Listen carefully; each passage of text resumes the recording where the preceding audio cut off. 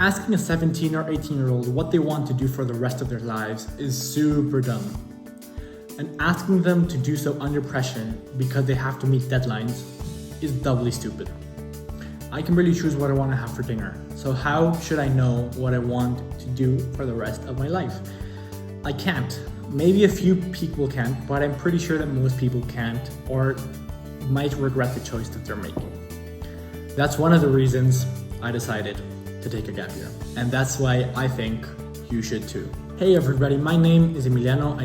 I did the IB from 2018 to 2020, and after graduating, I had no idea what I wanted to do, and so I decided to take a gap year. And I think it's been one of the best decisions I've ever made, and here is why. So one of the main reasons why I ended up taking a gap year, or why I decided to take a gap year, is that I, like I'm sure many other 17 and 18-year-olds, had no idea what I wanted to study. None. Nada. Absolutely nothing. Now I've chosen to study medicine, but I was so clueless that when people asked me, what are you gonna study? I would say anything but medicine. I do not want to study medicine. And look at me now applying to medical schools. In part, I was doubtful about what I wanted to study because I'm terrible at making decisions. But I think the bigger part of me was doubtful because, as stupid as this might sound, I hadn't really thought about it.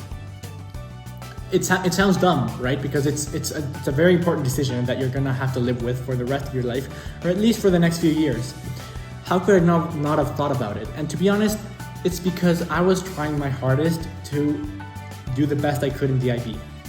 It's tough, it's time consuming, and I was focusing my all in the IB, and I couldn't afford to focus on university or what I wanted to study or to do that level of introspection right in the middle of the IB. So I knew I needed some time to do quote unquote nothing, to clear my head, to get out of the high academic performance area, and to just have some introspection and to choose what I wanted to study. And I did that, and now I know, and I'm more sure than I'm sure I would have ever been if I had chosen while doing the IB. I'm sure if I had chosen during the IB, I would have been racked with doubts up until the moment I clicked the submit or the apply button. But having had this time of doing nothing but thinking about it has really made me sure about my decision. The second thing that made me choose to take a gap year was the pandemic. Now, I was kind of leaning towards taking a gap year pre-pandemic, but as soon as it started, while I was still in time to apply to universities before or as it started, something kind of told me it might not be the best idea, and I was right. A lot of my friends have been telling me that they don't like university online, that they don't feel like they're having the same experiences, and that they're not even learning as well. So I'm really happy that I chose to take a gap year because of the pandemic, and I wouldn't have had it any other way. And if you're considering applying, if you can, take a gap year, because I don't think the pandemic's gonna be over soon. But that's just my personal prediction. I'm not an expert or anything, so please don't throw that in my face in a few months if it ends all of a sudden. But yeah, the pandemic was another big factor that I'm glad made me or forced my hand into taking a gap year. Another reason I wanted to take a gap year, or I ended up taking a gap year, is to spend time with my family. I went to boarding school when I was 16, and I spent there 2 years. That's 2 years of seeing my family only for summer and Christmas breaks, when I had been used to seeing them as soon as I woke up and every day, right? So yeah, I wanted to make up for that lost time and see my family and be with them, and really be with my brother, who was getting older, obviously. Originally, I had allotted 6 months of my gap year to be at home and 6 months to travel. Obviously, because of the pandemic, that didn't happen, so I've definitely made up for all the lost time, as I've been stuck at home, and so have they. But yeah, I think 6 months would have been good, and I would have loved to work and travel for 6 months. So something else I realized was that there really isn't a rush to get a job or to graduate or to get into university. 18 versus 19 isn't that big of a difference. If I wanted to take a gap year that was 7 years long, then yeah, that might make a dent in my life. But 1 year when I'm 18, it really doesn't make a difference. Plus, I doubt that there are a lot of people on their deathbeds wishing they had worked another year wherever they work. I don't think a lot of lawyers think, God, I should have started being a lawyer when I was 18 instead of 19. I think laying on my deathbed, it's gonna be more of, God, I should have traveled the world more, I should have been more with my friends, I should have reached out to more friends, I should have been with my family, etc. I don't think I'm gonna lay in my bed and say, damn, I really wasted a year, I wish I had been a doctor sooner. So yeah, there is no rush to become what you're gonna become. You're gonna become it eventually. So yeah, just take your time, enjoy your life, it's the only one you've got. And that's what I wanted to do with mine, as corny as that sounded. Something else I really wanted to do was to travel and to work. Why?